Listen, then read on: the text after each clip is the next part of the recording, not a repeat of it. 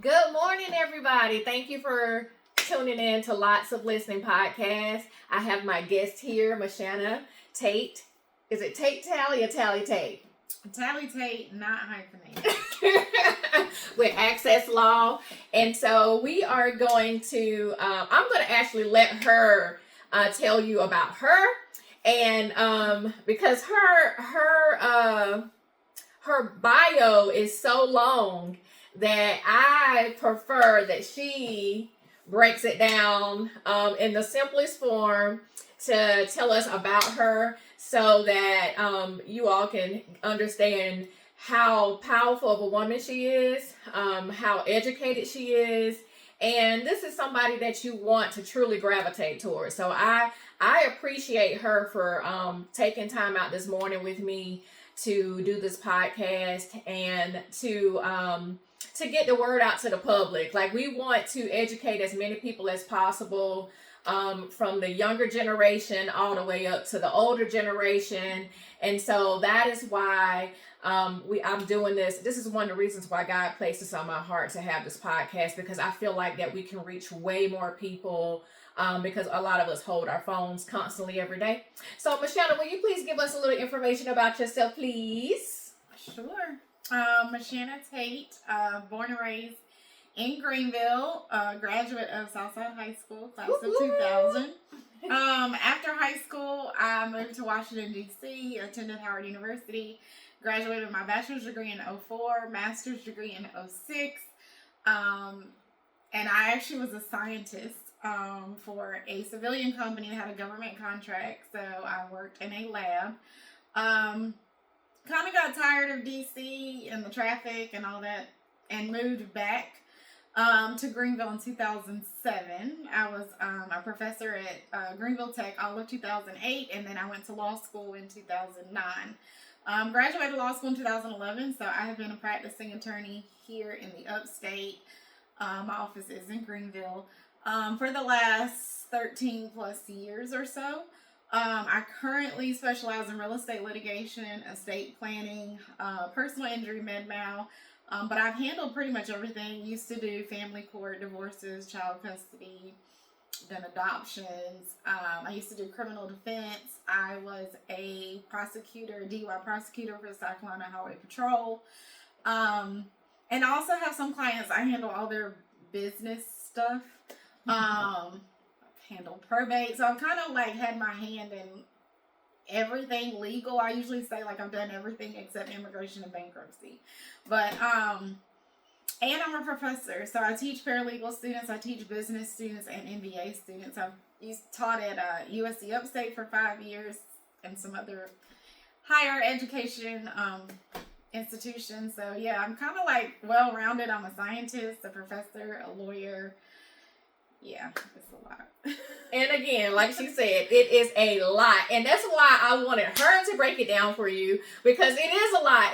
But the good thing is that you have some super strong knowledge and experience there. So that's why I'm kind of like, whoa, I wanted you to be my main professional podcast guest, because I feel like, the information that you have, how much information that you can give to the community is just overwhelming. So first and foremost, you tell me, let's do an icebreaker. Okay. So what do you think is the strangest, creative, challenging case that you have had so far in your career? I've had a lot of them. You know what? I think we're not even going to go down the criminal defense road, because those are real crazy. But I do real estate litigation, which a lot of attorneys dislike. So like I clear title, I do air property. Mm-hmm. Air property always creates a super interesting situation because I have to get into the specifics of people's families. Who married who had kids with who, okay, whose children are they, who are they? Well, that's the outside child, or they were adopted. Were they legally adopted? Because, back in the day, people didn't legally adopt children. They just had them. Yep. And raised them as their own, but didn't do any paperwork for them. So I think those cases are probably the most interesting. I've had cases where I had like 40 people, and then I have like easy cases where I have like 4 people. I'm trying to think. I have one right now. And these are actually, I have several sets of godparents, which is kind of weird, but one set of my godparents, they have some family land, probably at least 30 acres or so, give or take. Back in the day, we did real estate a little bit different, so we are having to find these people that people have not talked to for a very, very long time. They even have one tax map, which is 17.5 acres, but nobody can find 5 of the acres. Like, the county knows they own it. I've done a title search. I've actually paid multiple companies. We have family that just won't cooperate, and that happens a lot, unfortunately. And every day is different. Every day is crazy. I hear the strangest stories. People say, well, so-and-so didn't take care of mama, and so-and-so did this. And when it comes to real estate, we don't care who took care of who. That's right. It's very black and white. And I have a case right now that I actually have an all-day trial next week, but people buying properties together and they are not married, and then they break up, and you can't get a divorce, and the court to handle dividing your debt and handle if there's any kids and handle the real estate, you got to go to multiple courts because you never got married. So I have a case now where there was an allegation of domestic violence. They broke up, so he's asking for the ring back. He wants her to get out of the house so that they can sell the house. That kind of started as normal, but now the house is about to go into foreclosure because he can no longer afford the house. Like, the HOA is going to file against it, and just trying to tell people, you did not get married, therefore all of your feelings don't matter. They may have mattered in family court, but because you didn't get married in master and equity court, it's very black and white. So just trying to explain to people what you're feeling doesn't matter is difficult. That's right. So that brings up a point on the real estate side, and I make a lot of posts about this, and I talk about it all the time. Now, yes, I'm a licensed realtor here in Greenville, South Carolina, in the state of South Carolina, and Red Cliff Realty holds my license, but I'm also an investor and a flipper as well. So the going on to the real estate side, I talk to people about this all the time. When you're not married, what could be the scenario? Well, I'm going to tell you, talk to an attorney. That's number one. You need to talk to an attorney. And so those people are set in however they feel when they want to purchase some land or a house with someone. That's fine. You can feel however you want to feel. But at the end of the day, if that relationship does not work out, even if you was married, if that relationship does not work out, it makes it way more complicated to divide. You just can't cut that house in half and say, here, you take this and you take that. And like a divorce would do, we sometimes typically 50-50, or sometimes you see that's what I'm saying. If you're married, it's even more critical when you're not married. So that's why I stress, if you're still considered single if you buy property with your boyfriend. Okay? On paper. Am I right? Oh, absolutely. You still considered single. Even though you're in a relationship, you still consider single. So that's why you need to think about those options, and what could possibly happen if you purchase a property with someone you're not married to. So that's all it is. It's very risky.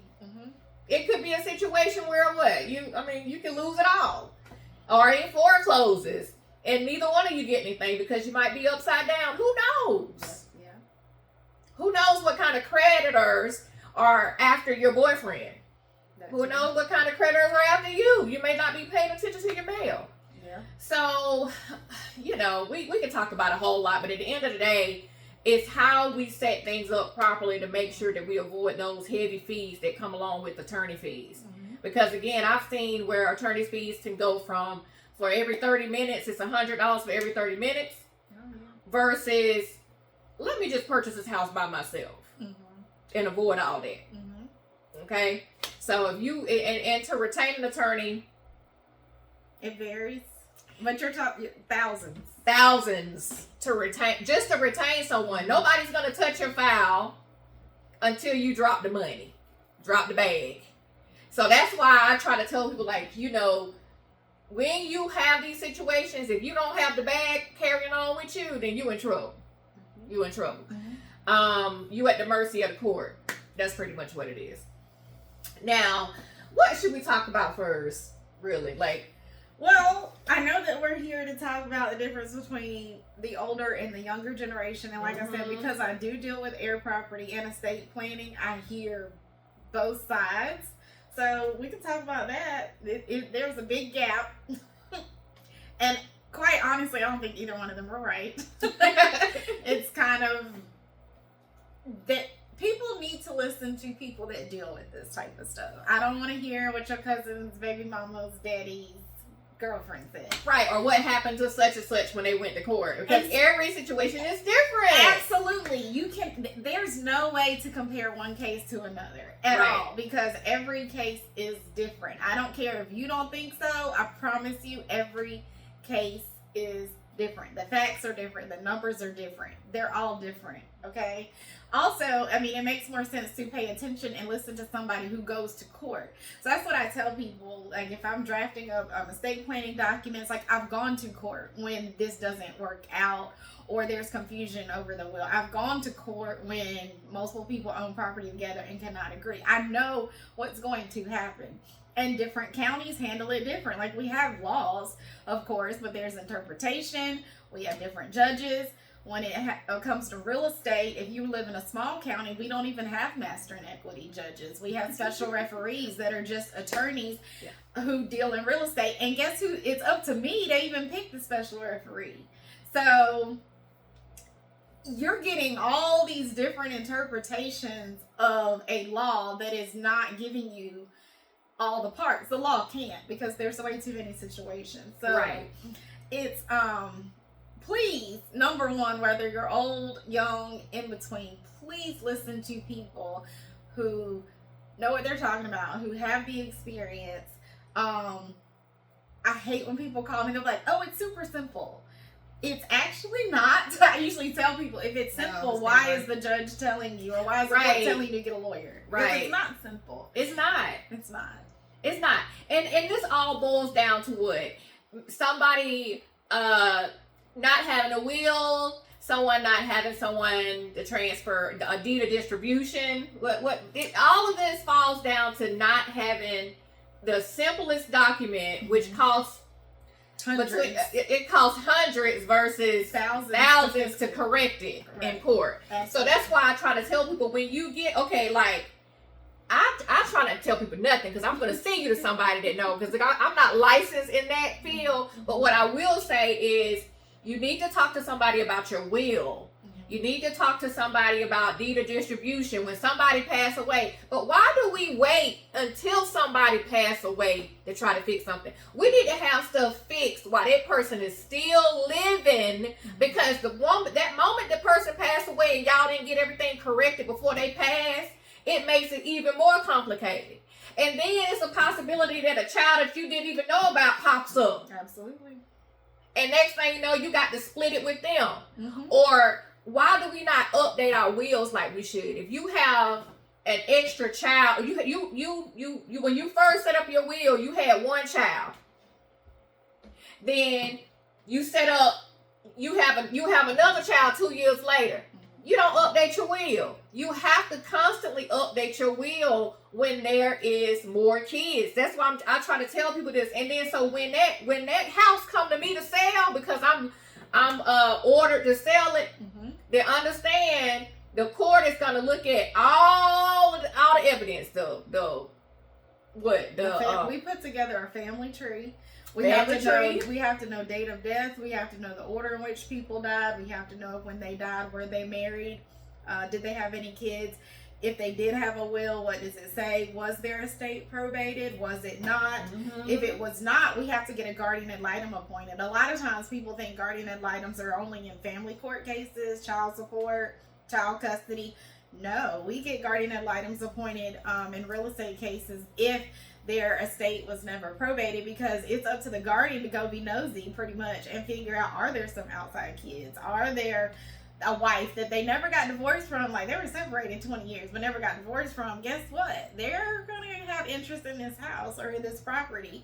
That's why I say, like, the dynamics of it, you really can't even understand it. So sometimes it will frustrate me because people are like, I don't understand.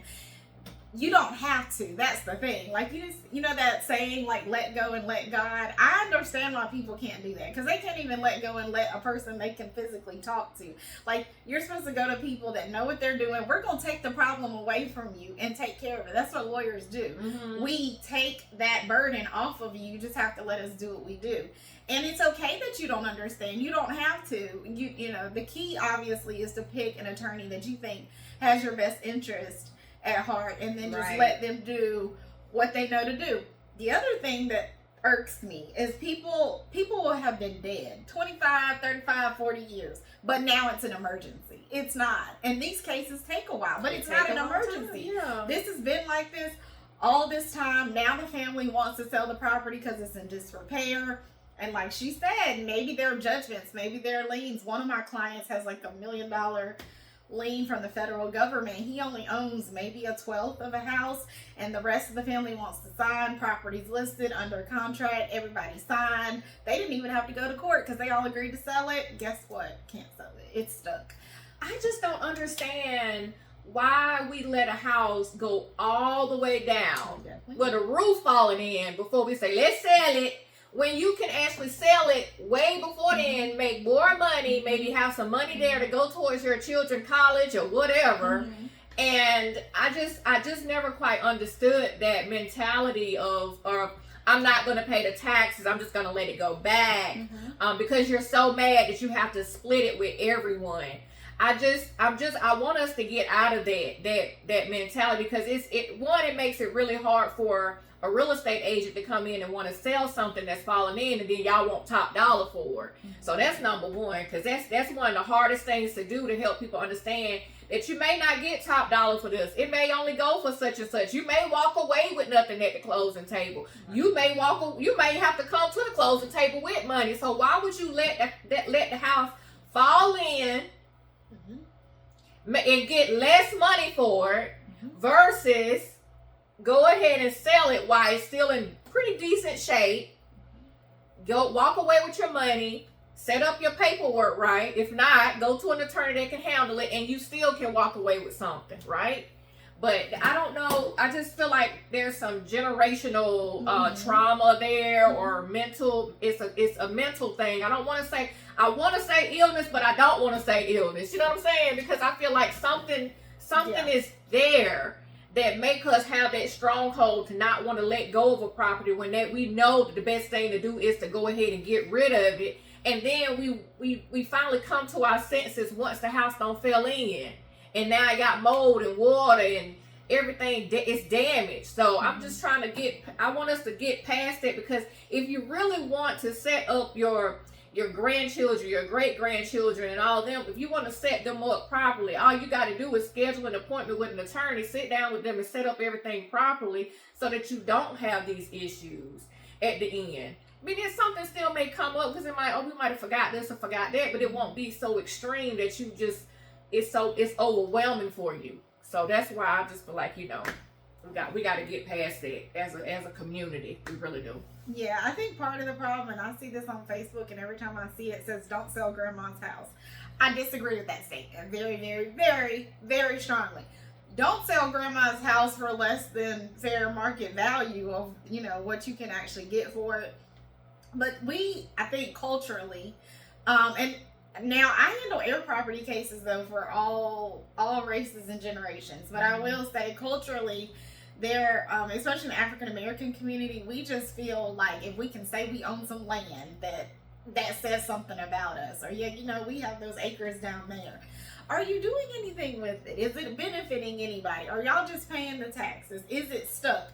There is one school of thought that one of the reasons why they wanted everybody's name on the property was because that protected it.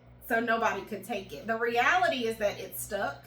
You can't build on it. If you need a construction loan, you can put mobile homes on it, but when you put multiple mobile homes on one piece of property that has one tax map number, investors look at that and they be like, "Oh, that's air property. I can get one in of there." them gonna be desperate. One person, person, money. One person in that sit in that on that title is gonna want they payout right now.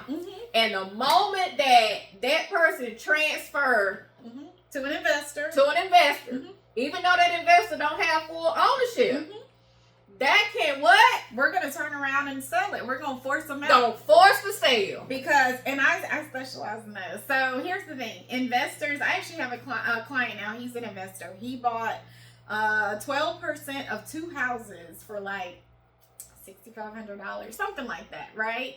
So now he is an investor. He has the money that like maybe normal everyday people don't have. He has the money to turn around and force a sale. When you force a sale, whether you do it yourself between you and your family members or an investor does it, we get the property appraised. It does have to sell at minimum for the appraised value. But guess what? You don't have that money. But guess what the investor has? Money. They have the money to buy you out.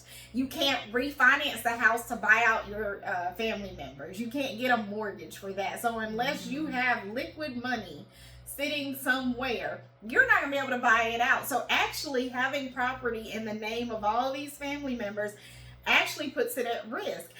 Any judgments, maybe somebody had their car repoed, maybe they got child support, you may not even know what all your family members have going on.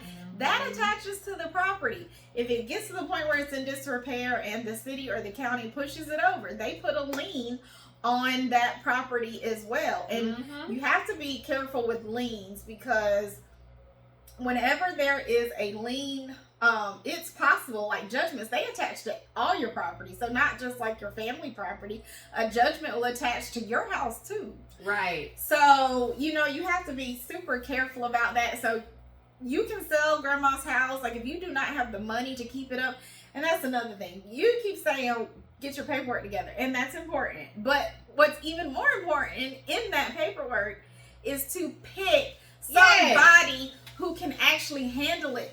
I hear a lot of times how it's structured, how the paperwork is set up. Like you got to make sure everything's worded right. And who can pay the taxes? Who can afford to keep up the property? It may not be the person that you want to live in the house. So this is the thing too. Like, okay, so if you don't want to leave somebody something in a will, right? You still have to put something in that will about that person. Am I correct? Yeah, so there is what we call omitted spouse. There's what we call omitted child. So if you want to leave somebody out, it is best to actually say why. So some people will explain the situation. They will say so-and-so unfortunately is an addict, so I'm not leaving them anything. Or some people will say I provided for them during my life and I feel that is enough. Some people will actually want maybe one of their children who is an addict to have something. So in the will, we will just put somebody else in charge of whatever it is they want them to have. I tell people this all the time. You know your family members or you know your children. This idea that we want to be fair is creating very expensive legal problems. It is. It's really, really bad. And I feel like, you know, when we do that, it causes the family to just totally just get torn apart. The family is torn apart completely. We don't celebrate, you know, dinners together. Oh, they just mad because of 9 times out of 10, the family is torn apart because somebody left their estate jacked up. And sometimes people will want to leave everything equally between all their children because they think they're doing right. They think it's gonna make them have to sit down and agree and get along. It's not. No. It's not. It don't work. It does not work. It does not work. I have this saying that 95% of all families suck. Sorry. Because quite frankly, that's what happens. And then that makes probate difficult. And I feel like probate court gets a really bad rap because everybody's like, I want to get around probate. Probate's terrible. Probate is literally just forms and waiting.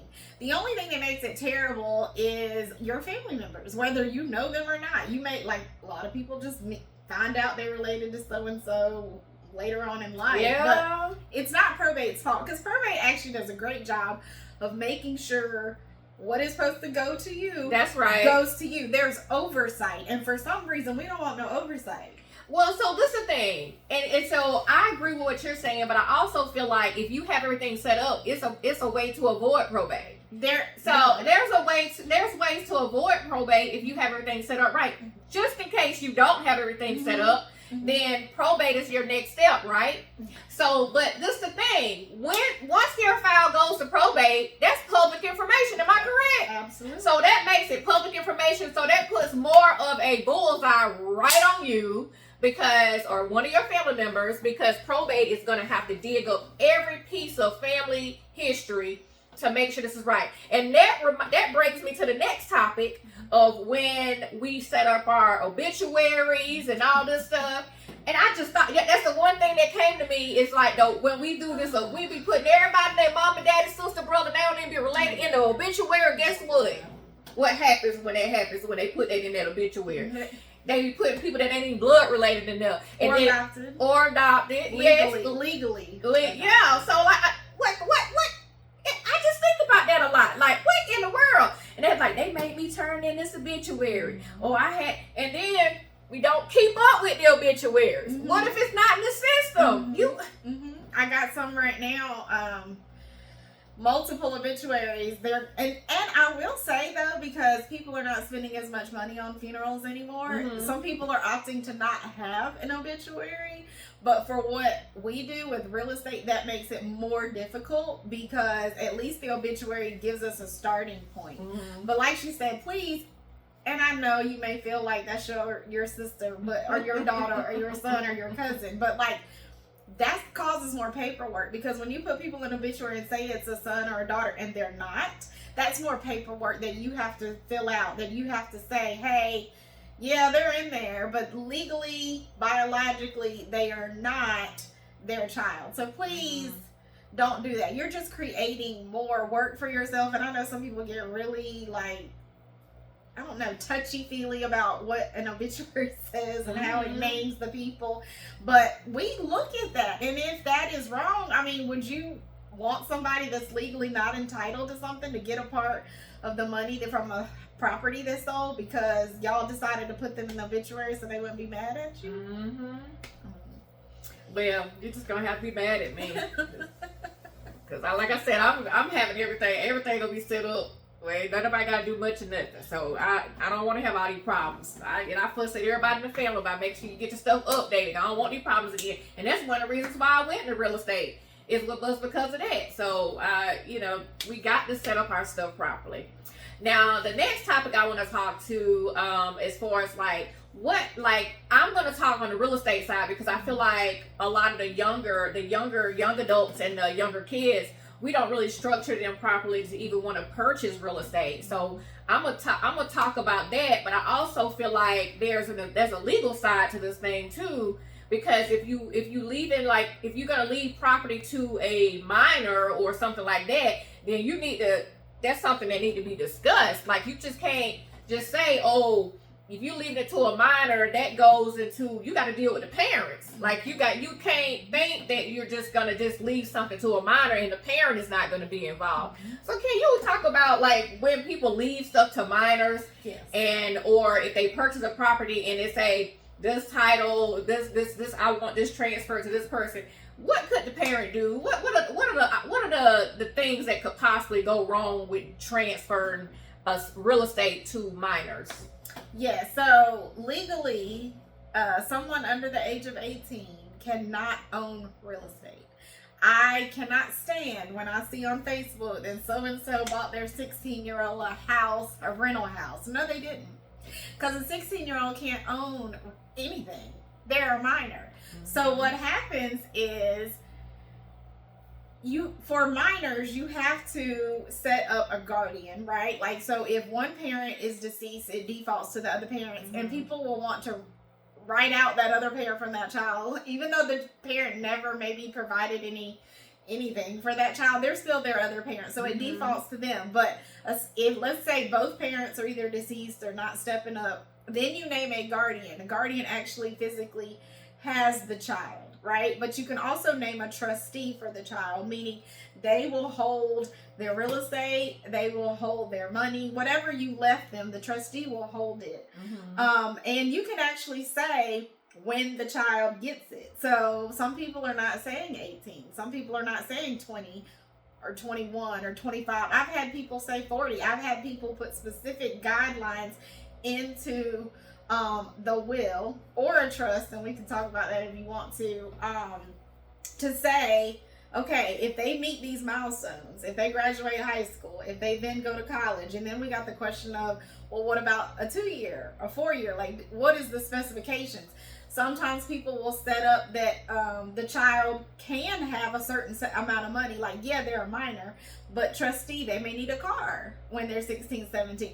I've had people, they had children that had medical issues. So yes, I'm setting aside, I had a client set aside $250,000 just specifically for their child's medical stuff, even while the child is a minor. But it all comes back to who's going to take care of that, who's going to be the trustee, because unfortunately, if people name the wrong trustee or don't name them, what you have left a minor, they turn 18, it's gone. Because the adult who was supposed to be in charge took it. And I'm going to say this, and people may not like it. When there is a child who both parents are deceased, and everybody just thinks people care so much about that child and they want to give them a good life. They're trying to get some money. Their Social Security death benefits. They are. Their Social Security death benefits. My God. Life insurance, do not leave minors as beneficiary of life insurance. You should leave it to the person who's actually going to use the money for the child.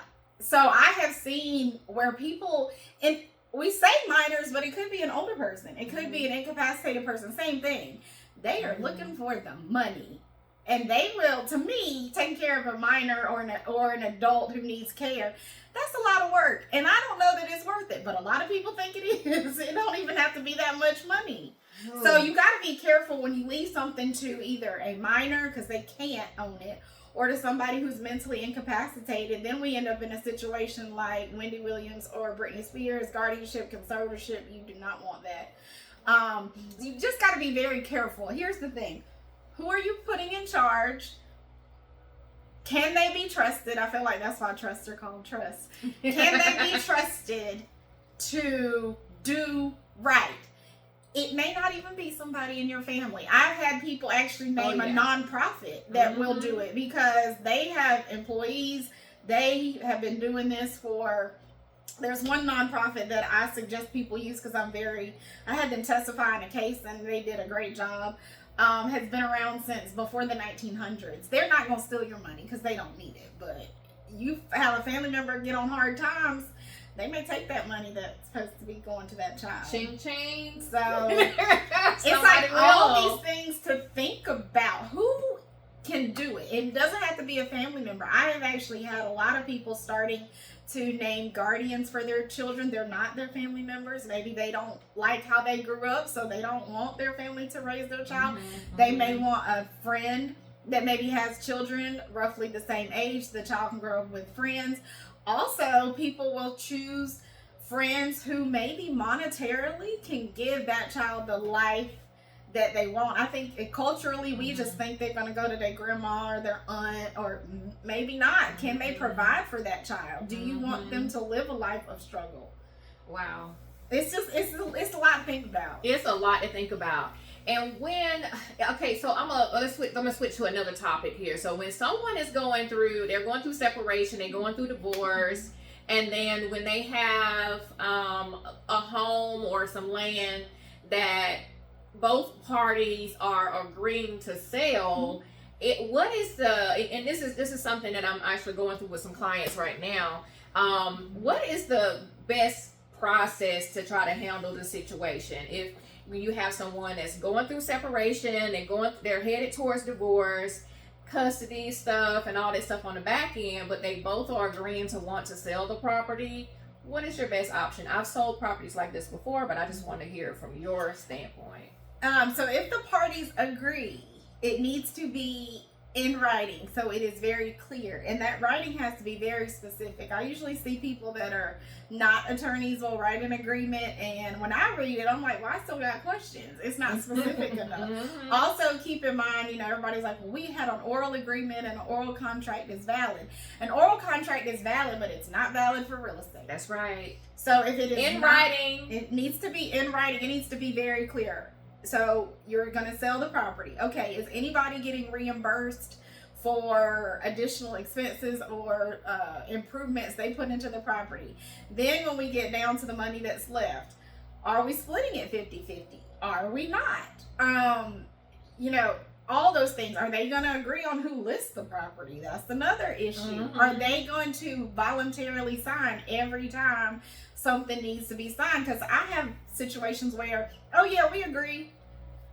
Okay, you agree today. And then like in 2 weeks you don't agree. Right. And they won't sign the paperwork. I'm actually working on a case now where someone is directed to sell the property. They haven't even listed it. And so it's like, you can agree. It needs to be in writing. And then you hope for the best, because here's the thing, you could still have a contract that's in writing and they still could not. They say, well, I don't want to do that anymore. And now you end up in court. So it's best if you're going through a separation or divorce, if y'all agree, now you can go ahead and sell the property, then the court can figure out how the money's divided. I mean, that's what's best. But unfortunately, realistically, most people don't agree. Yeah, right. Because some people could possibly be facing foreclosure or something because of non-payment or whatever, and they need to get out of it right away. But then sometimes you have that one partner that may be real hateful and say, I'm not doing anything. I'm just gonna let it foreclose.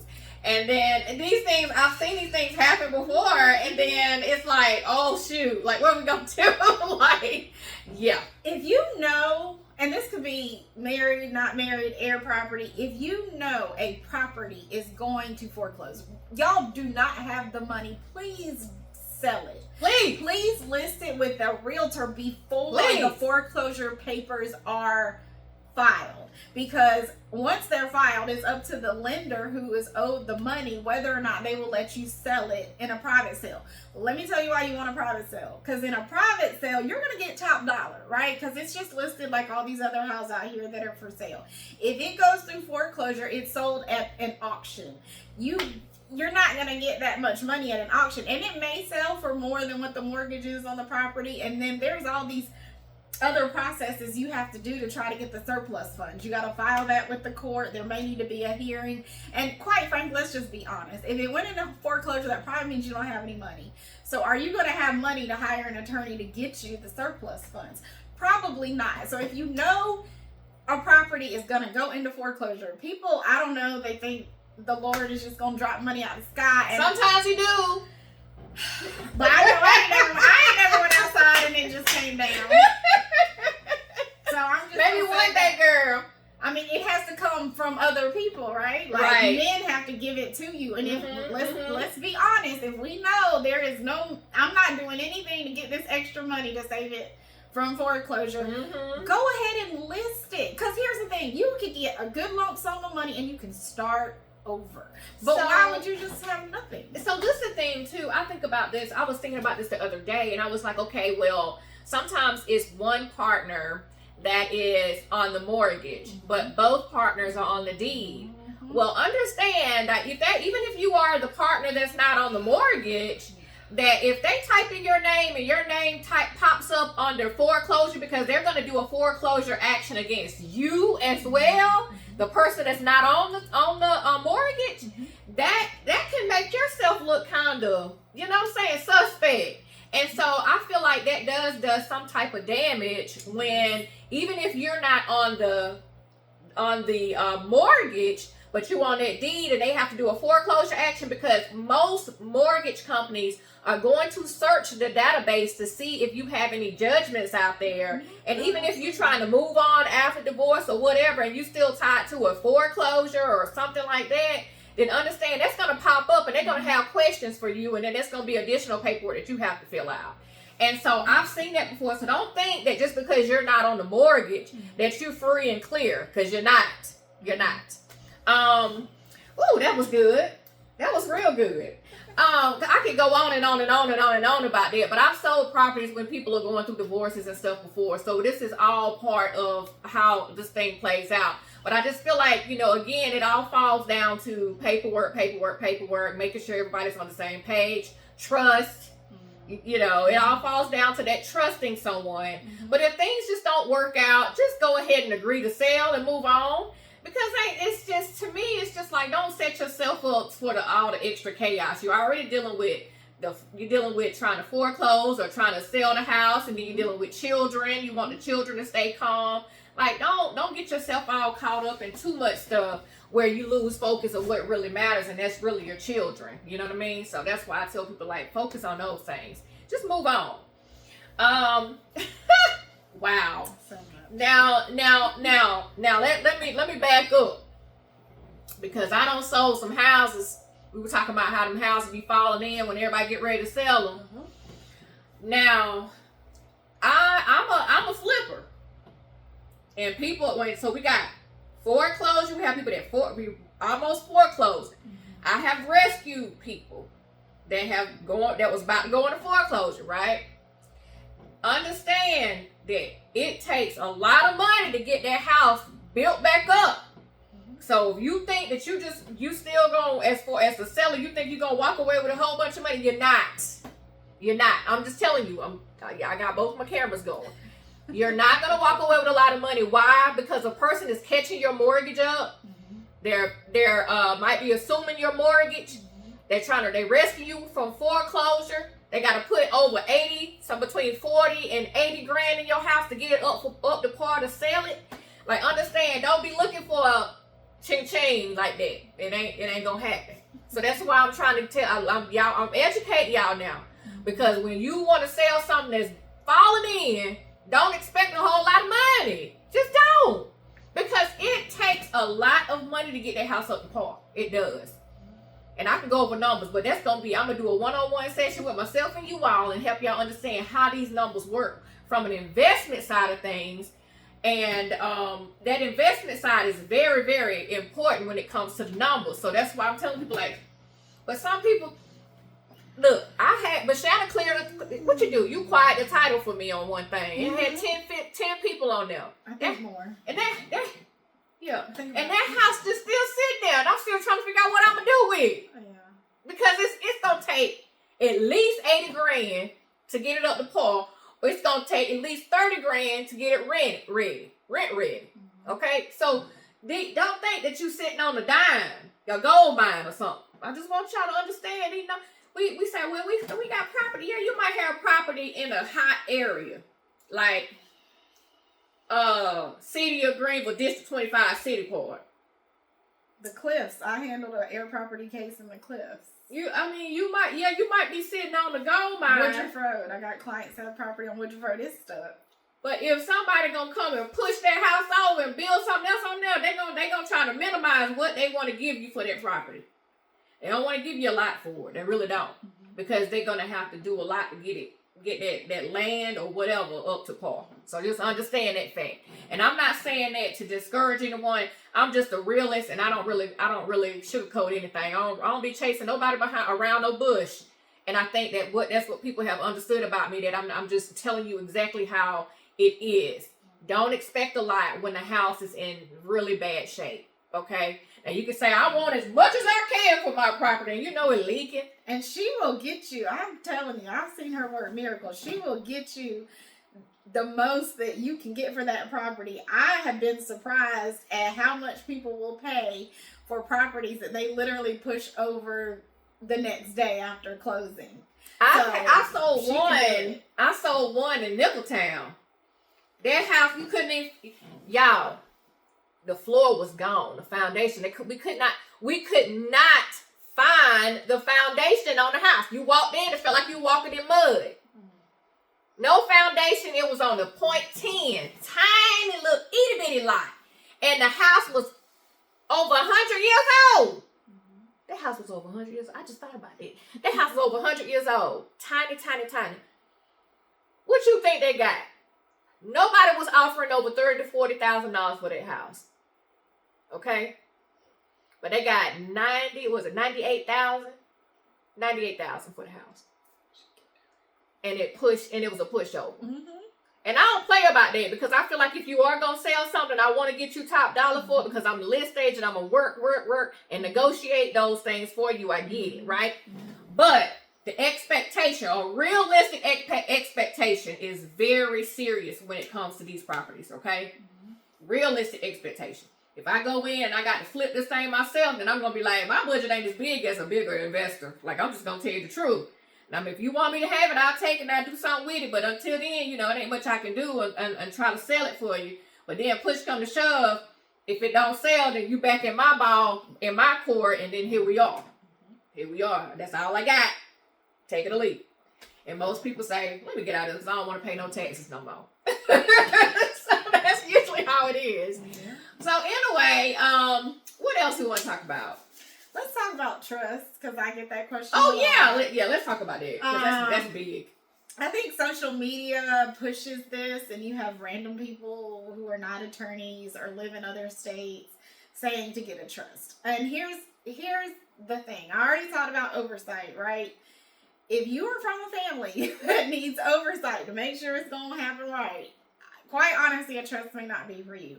Also, keep in mind, there is a very big price difference between setting up a trust and setting up a will. And if you do set up a trust, literally a trust is just paper. So unless you fund it, there's nothing in it. It doesn't mean anything. So if you want to put real estate in the trust, that's fine. But where people go wrong, you got to put some money in there because that property, the taxes still got to be paid. There's still got to be upkeep. There's this idea that property in a trust will not be sold at a tax sale. It will not be foreclosed on. It will not end up as an heir property case. It will. It does not protect it from that. Now, people usually come in my office and say, I want a trust because I do not want to go through probate. But usually when we go through the differences, they're like, well, I don't know. You know why? Trusts are not recorded anywhere. See? So I was about to ask her that. They are not recorded anywhere. Now, we record what's called a certificate of trust so the world knows that a trust exists. It's floating, right. But they don't know what's in it. They don't know what is supposed to be, what's supposed to be happening with the property. So, I have heard of people ripping up papers. So, I mean, we are in 2025, so hopefully there's an electronic... ripping up wheels. Oh, absolutely. So, hopefully there's an electronic version somewhere. Because if the trust document is lost, nobody knows what it says. So, what do you do? I mean, you literally would have to go through probate court for them to help you with that. So, right. There's no oversight. So, if you create a trust after the trustees die, because a lot of times, like if we have two people, they'll be trustees together. After they're both gone, we got a new trustee. And it's a lot of work. They got to have money now to move the property. Do they have that? I mean, let's just be realistic. Will they know what to do?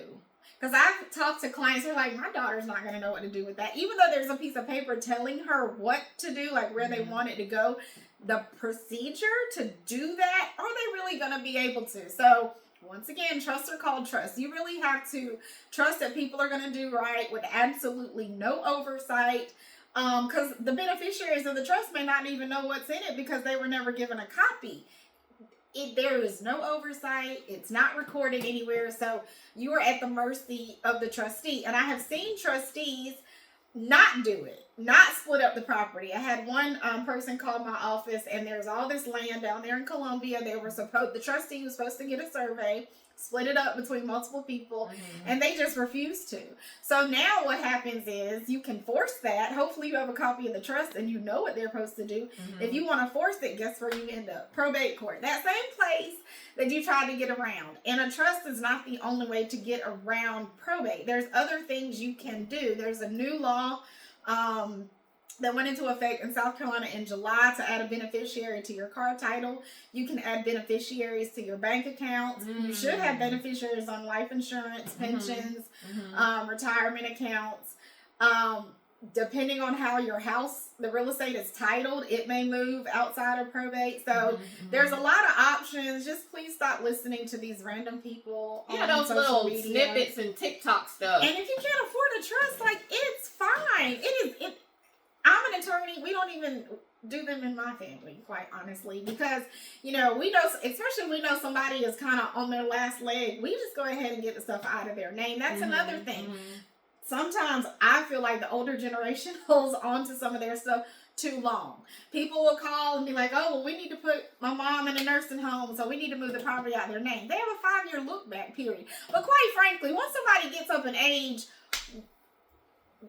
why do they even have anything in their name at that point? And sometimes it's the older person. They don't want to release it because I guess they think they're going to be here forever.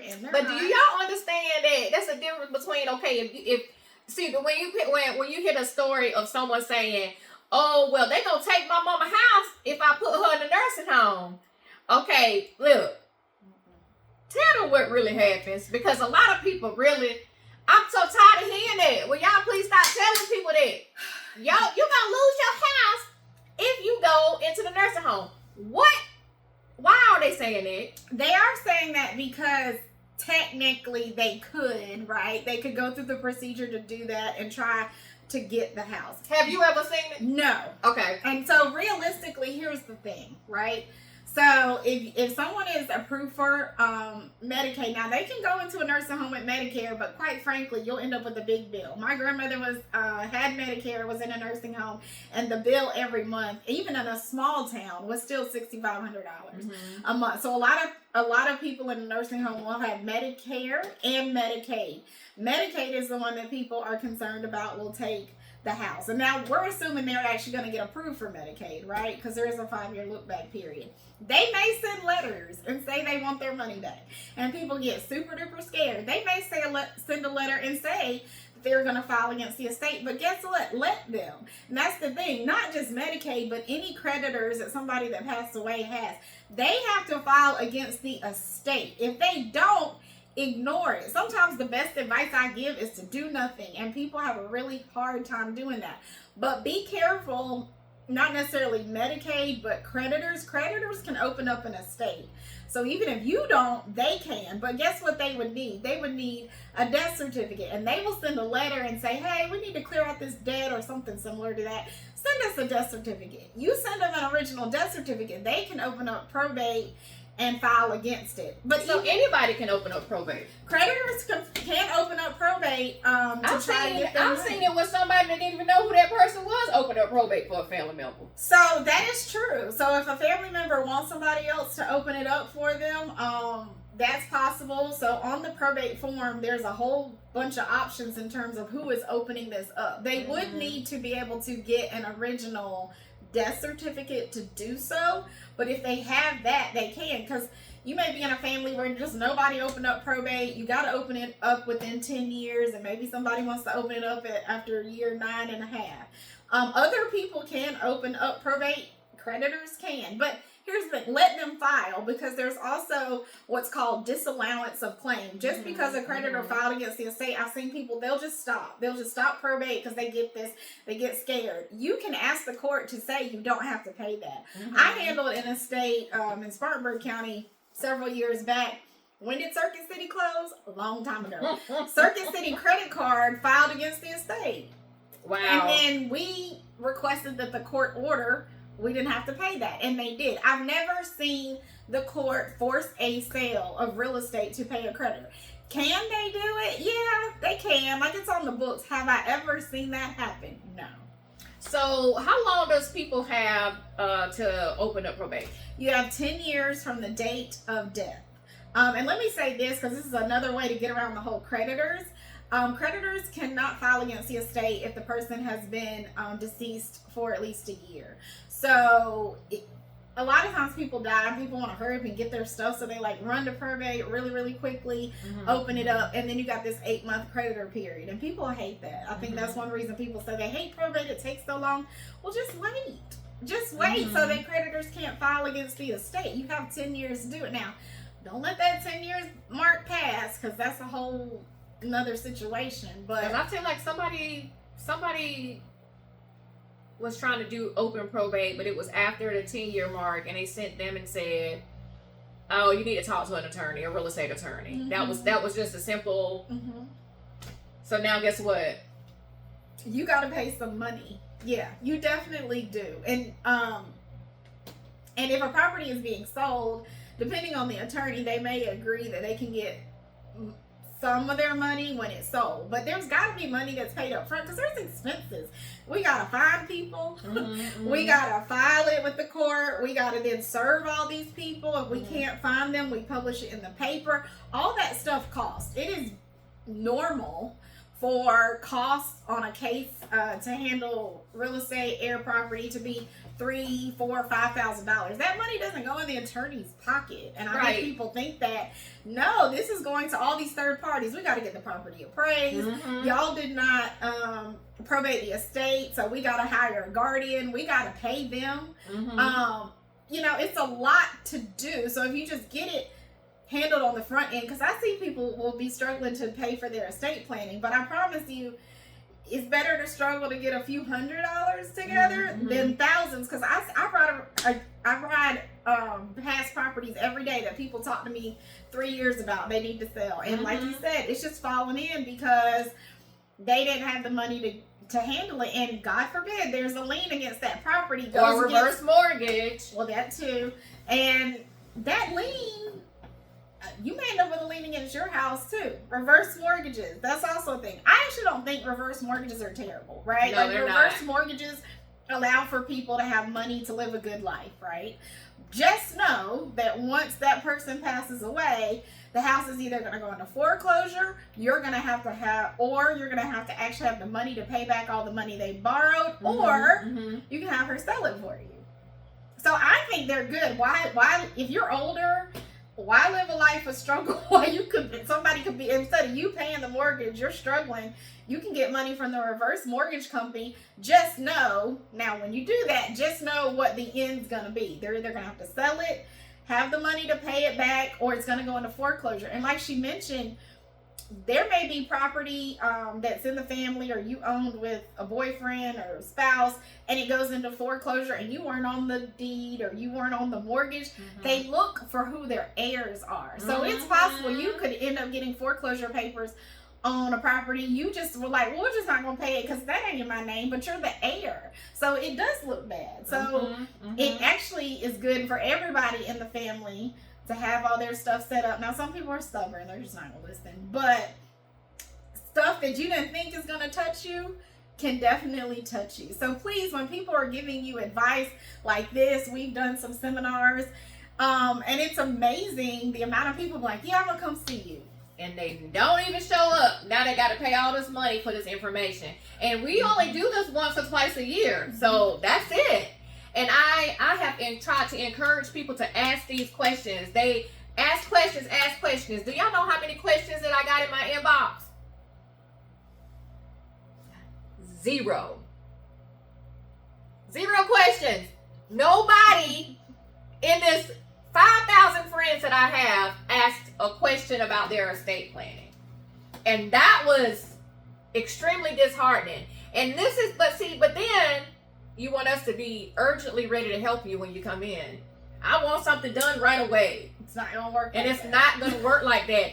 If we can do what we need to do to set you up properly now so you can get the information and set it up right now, then that's what we're trying to do. We're not trying to do any harm to anyone that is paying attention to these videos and different things like that. We want you to get this information to set yourself up properly so you don't have these issues later on. And they are expensive lessons, okay? These are not no little petty cheap lessons. I can go get $10 and get it fixed. No, we're talking about thousands of dollars to get these things fixed. And not one of you asked a single question about how your estate should be set up. Now that is weird.